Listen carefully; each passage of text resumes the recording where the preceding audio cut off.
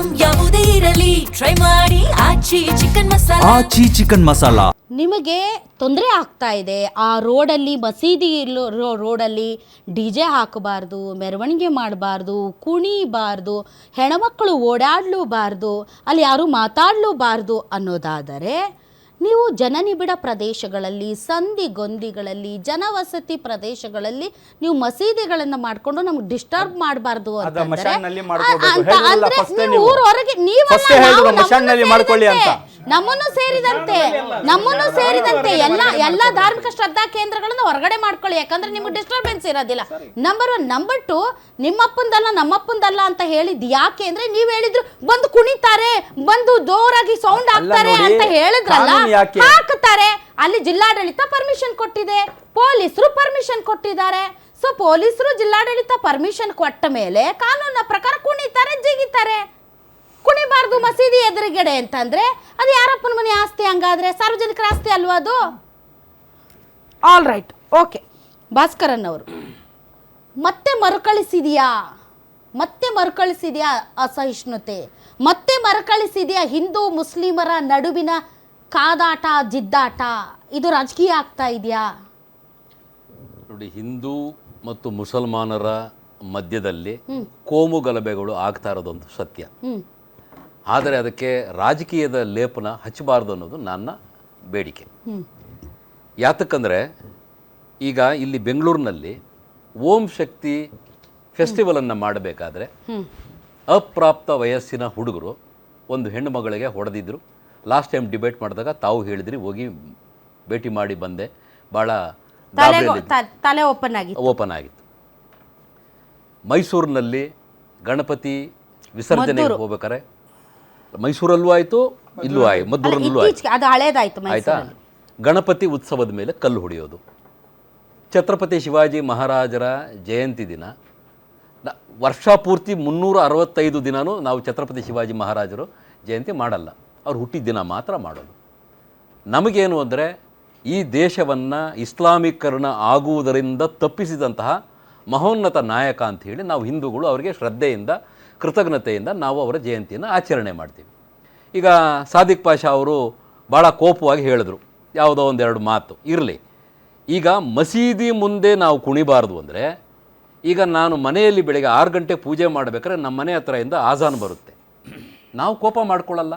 ನಾವು ಹಿಂದೂಗಳು, ನಾವು ಭಗವಂತ ಕೃಷ್ಣನಿಗೆ, ರಾಮನಿಗೆ, ಶಿವನಿಗೆ ಪೂಜೆ ಮಾಡಬೇಕಾದ್ರೆ ಅವರು ಅಲ್ಲಾಹುಗೆ ಪ್ರಾರ್ಥನೆ ಮಾಡ್ತಿದ್ದಾರೆ. ಒಂದಲ್ಲ ಭಾಸ್ಕರನ್ ಅವರೇ, ಲೆಟ್ ಅಸ್ ಬಿ ಫೇರ್. ನಾನು ಯಾವ ಧರ್ಮದ ಪರ ನನ್ನ ವೃತ್ತಿಯಲ್ಲಿ ನಾನು ಎಂದೂ ಮಾತಾಡಿಲ್ಲ. ಒನ್ ಸೈಡೆಡ್ ನಾನು ಎಸ್ಪೆಷಲಿ ಇಂಥ ವಿಚಾರಗಳಲ್ಲಿ ನಾನು ಯಾವಾಗಲೂ ಕೂಡ ಧಾರ್ಮಿಕ ಸಹಿಷ್ಣುತೆಯ ಬಗ್ಗೆ ಮಾತಾಡುವವಳು, ಯಾವಾಗಲೂ ಕೋಮು ಸಾಮರಸ್ಯದ ಬಗ್ಗೆ ಮಾತಾಡುವವಳು. ಈ ವಿಚಾರದಲ್ಲಿ ನಮಗೂ ನಿಮಗೂ ಅದೆಷ್ಟು ಜಗಳ ಆಗಿದೆಯೋ ಅದು ಬೇರೆ ವಿಚಾರ ಆಗಿದೆ. ಬಟ್ ಈ ಆಜಾನ್ ವಿಚಾರಕ್ಕೆ ಬಂದರೆ ನೀವು ಟೆರೆಸ್ ಮೇಲೆ ನಿಂತ್ಕೊಳ್ಳಿ, ಆಟ್ ಅ ಟೈಮ್ ನಿಮಗೆ ಸುತ್ತಲೂ ಒಂದು 20-30 ಸೌಂಡ್ ಬರುತ್ತೆ ಬೆಂಗಳೂರಿನಲ್ಲಿ. ಹೌದು, ಬರುತ್ತೆ. But we never mind it. ಅಲ್ಲ, ನೆವರ್ ಮೈಂಡ್ ಪರಿಗಣನೆಗೆ ತಗೊಳ್ಳಿಲ್ಲ, ಬಿಕಾಸ್ ನಮ್ಗೆ ಅಷ್ಟು ರೆಸ್ಪೆಕ್ಟ್ ಇದೆ ಅದ್ರ ಬಗ್ಗೆ. ಅಲ್ಲ ಕೂಗ್ತಾ ಇದೆ, ನೋಡಿ, ಈಗ ರೆಸ್ಪೆಕ್ಟ್ ಇದೆ. ಪೊಲ್ಯೂಷನ್ ಕಂಟ್ರೋಲ್ ಬೋರ್ಡು ಮತ್ತು ಸುಪ್ರೀಂ ಕೋರ್ಟು ಯಾವ್ಯಾವ ಇಲಾಖೆ ಅಂದರೆ ಯಾವ್ಯಾವ ಇಲಾಖೆಗಳಲ್ಲಿ ಯಾವ್ಯಾವ ಸ್ಥಳಗಳಲ್ಲಿ ಸೌಂಡ್ ಡೆಸಿಬಲ್ ಲೆವೆಲ್ ಎಷ್ಟಿರಬೇಕು ಅಂತೇಳಿ ನಿಗದಿ ಮಾಡಿದೆ. ಅದನ್ನ ಪಾಲಿಸ್ತಿದ್ದಾರೆ. Lowest 15, maximum 40. ಇಲ್ಲ, ಪಾಲಿಸ್ತಿದ್ದಾರೆ. ಯಾಕೆ ಅಂತಂದ್ರೆ ಸ್ವಲ್ಪ ಒಂದು ಬೇರೆ ಚಾನಲ್ ಅಲ್ಲಿ ಇದ್ದಾಗ ಒಂದು ರಿಯಾಲಿಟಿ ಚೆಕ್ ಮಾಡಿದ್ವಿ, ಅದ್ರಾಗ ಆಲ್ಮೋಸ್ಟ್ ಆಲ್ ಮಸೀದಿಗಳಲ್ಲಿ ಅದನ್ನ ಪಾಲಿಸ್ತಾ ಇದ್ದಾರೆ. ಪೊಲ್ಯೂಷನ್ ಕಂಟ್ರೋಲ್ ಬೋರ್ಡ್ ಅವರು ಮತ್ತು ಸ್ಥಳೀಯವಾದಂಥ ಪೊಲೀಸ್ನವರು ಇಬ್ಬರು ಸೇರಿಕೊಂಡು ಪೀರಿಯಾಡಿಕ್ ಚೆಕ್ಸ್ ಮಾಡಬೇಕು. ಅದು ಒಂದ್ಸಾರಿ ಸೌಂಡ್ ಜಾಸ್ತಿ ಆಗುತ್ತೆ, ಒಂದ್ಸಾರಿ ಕಡಿಮೆ ಆಗುತ್ತೆ, ಇರಲಿ. ನಾನು ಆಗಲೇ ಹೇಳಿದ ವಿಚಾರ ಏನಂದರೆ, ಈಗ ಸಹೋದರ ಪ್ರೇಮ ಬೇಕು ಅಂತಾರೆ, ಭ್ರಾತೃತ್ವ ಬೇಕು ಅಂತಾರೆ. ನಿಮ್ಮ ಆಜಾನನ್ನು ನಾವು ಕೇಳಿಸ್ಕೊಳ್ತಾನೆ ನಾವು ಪೂಜೆಯನ್ನು ಮಾಡ್ತೀವಿ.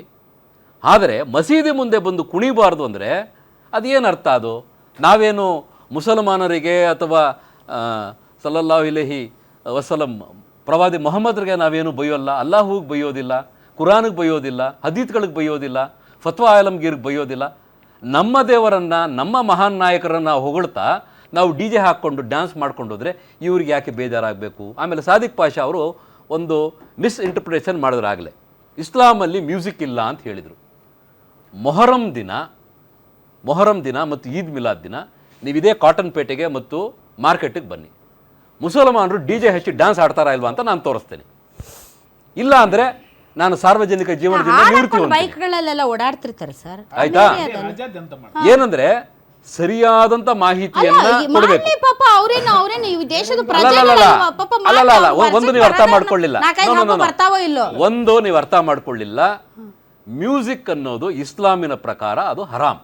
ಅದನ್ನ ಅವರು ಸಾದಿಕ್ ಪಾಷಾ ಅವರು ಹೇಳಿದ್ದು, ಅದನ್ನ ನಾನು ಸ್ಟಡಿ ಮಾಡಿದ್ದೀನಿ. ಆದರೆ ಆ ಹರಾಮ್ ಮಾಡುವಂತ ಮುಸಲ್ಮಾನರನ್ನ ಇವ್ರು ಕೇಳಲ್ಲ. ಶಿವಾಜಿ ಜಯಂತಿ ದಿನ ನಾವು ಭಕ್ತಿಯಿಂದ ಕೃತಜ್ಞತೆಯಿಂದ ಕುಣಿದ್ರೆ ಇವ್ರಿಗೆ ಬೇಜಾರಾಗುತ್ತೆ. ಸರಿ, ಈಗ ಅದೆಲ್ಲ ವಿಚಾರ. ಈಗ ನನಗೆ ಈಗ ಯಾವ ರೀತಿ ನನಗೆ ಬೇಕಾಗಿರೋದು ಒಂದು ಸಾಮರಸ್ಯ. ಯಾಕೆ ಪ್ರೊವೊಕೇಶನ್ ಆಗ್ತಾ ಇದೆ? ಯಾಕೆ ಎಲೆಕ್ಷನ್ ಟೈಮಲ್ಲಿ ಈ ಥರದ ಘಟನೆಗಳು ನಡೆಯುತ್ತೆ? ಎಲೆಕ್ಷನ್ ಏನು 1 ವರ್ಷ 2 ವರ್ಷ ಇದೆ ಅಂತಾಗಲೇ ಇಂಥದ್ದು ಯಾಕೆ ಪ್ರೊವೊಕೇಶನ್ ಮತ್ತು ಇಂಥ ಘಟನೆಗಳು ಪದೇ ಪದೇ ನಡೆಯುತ್ತೆ? ಟು ಬಿಲ್ಡ್ ಅ ಜನಾಭಿಪ್ರಾಯ, ಅದನ್ನ ಎನ್ಕ್ಯಾಶ್ ಮಾಡ್ಕೊಳ್ಳೋದಕ್ಕೆ ಒಂದಿಷ್ಟು ರಾಜಕೀಯ ಪಕ್ಷಗಳು, ಅದನ್ನ ಬೆಳೆಸೋದಕ್ಕೆ ಒಂದಿಷ್ಟು ರಾಜಕೀಯ ಪಕ್ಷಗಳು. ಇದು ಗಲಾಟೆ ನಡೀತೆ ಅಂತ ನಾನು ಒಪ್ಪೋದೇ ಇಲ್ಲ. ನೀವು 1800s 1900s ಇಂದ ನೀವು ತಗೊಳ್ಳಿ ಲೆಕ್ಕನ, ಭಾಗಲ್ಪುರ ಆಗಿರ್ಬೋದು, ಕೋಲ್ಕತ್ತಾ ಆಗಿರ್ಬೋದು, ಕೋಲಾರ ಇರ್ಬೋದು, ಮಾಲೂರು ಇರ್ಬೋದು, ಈ ರೀತಿಯಾದಂಥ ಕೋಮು ದ್ವೇಷದ ಕೆಲಸಗಳು ನಡೀತಾನೇ ಇರ್ತವೆ. ನಾವು ಹೇಳೋದೇನು ಅಂದರೆ, ನಾವು ಮೈನಾರಿಟಿಗಳಿಗೆ ನೀವು ನಮ್ಮ ಅಣ್ಣ ತಮ್ಮದಿರಂತ ಒಪ್ತೀವಿ. ನಾವು ನಿಮ್ಮ ಇಸ್ಲಾಮನ್ನು, ನಿಮ್ಮ ಪ್ರವಾದಿಯನ್ನು ನಾವು ಗೌರವಿಸ್ಬೇಕಾದ್ರೆ ನೀವು ನಮ್ಮ ದೇವರುಗಳನ್ನು, ನಮ್ಮ ಆಚಾರಗಳನ್ನು ಗೌರವಿಸಿ. ಯಾಕೆ ಗಣಪತಿ ಮೇಲೆ ಕಳ್ಳು ಹೊಡಿತೀರಿ? ಯಾಕೆ ಛತ್ರಪತಿ ಶಿವಾಜಿ ಮಹಾರಾಜರ ಪುತ್ಥಳಿ ಮೇಲೋ ಫೋಟೋ ಮೇಲೆ ಚಪ್ಪಲಿ ಎಸಿತೀರಿ? ಯಾಕೆ? ಈಗ ನಿಮಗೆ ಯಾವಾಗಲೂ ಒಂದ್ಸರಿ ಬರೋದಕ್ಕೆ ಹಿಂಗೈತಿ, ಇನ್ನು ದಿನಾ ಬಂದ್ಬಿಟ್ರೆ ಇನ್ನೇನಾಗುತ್ತೆ ಭಾರತದ ಕತೆ? ದಿನ ಬಂದ್ಬಿಟ್ರೆ ರಕ್ತದೋಕುಳಿನೇ ಪ್ರತಿದಿನ. ಈಗ ನಮಗೇನು ಅನ್ಸುತ್ತಂದ್ರೆ, ನಾವು ಇನ್ಮೇಲೆ ಏನಾರ ಮೆರವಣಿಗೆ ಹೋಗ್ಬೇಕಾದ್ರೆ ನಾವು ಟ್ರ್ಯಾಕ್ಟರಲ್ಲಿ ಕಲ್ಲುಗಳು ದೊಣ್ಣೆಗಳು ಇಟ್ಕೊಂಡು ಹೋಗ್ಬೇಕಾಗ್ತದೆ. ಅಂದ್ರೆ ಮೊದಲನೇ ಕಲ್ಲನ್ನು ನಾವು ಹೊಡೆಯಲ್ಲ, ನಮ್ಮ ಮೇಲೆ ಕಲ್ಲು ಬಿದ್ದರೆ ನಾವು ಸುಮ್ಮನಿರಲ್ಲ. ನಿಮ್ಮೂರಿನಿಂದ ವಿಶ್ವ ಮಟ್ಟದವರೆಗೆ ರಾಜಕೀಯ, ಸಿನಿಮಾ, ಸ್ಪೋರ್ಟ್ಸ್ ಯಾವ ಸುದ್ದಿಯೂ ಮಿಸ್ ಆಗಲ್ಲ. ಬರೀ ಸುದ್ದಿಯಷ್ಟೇ ಅಲ್ಲ, ಜೊತೆಯಲ್ಲೇ ಇರುತ್ತೆ ವಿಶ್ಲೇಷಣೆ. ಗ್ಯಾರಂಟಿ ನ್ಯೂಸ್ ನ ಸಬ್ಸ್ಕ್ರೈಬ್ ಮಾಡಿ, ಫಾಲೋ ಮಾಡಿ, ಕ್ಷಣ ಕ್ಷಣದ ಅಪ್ಡೇಟ್ಸ್ ಪಡೆಯಿರಿ.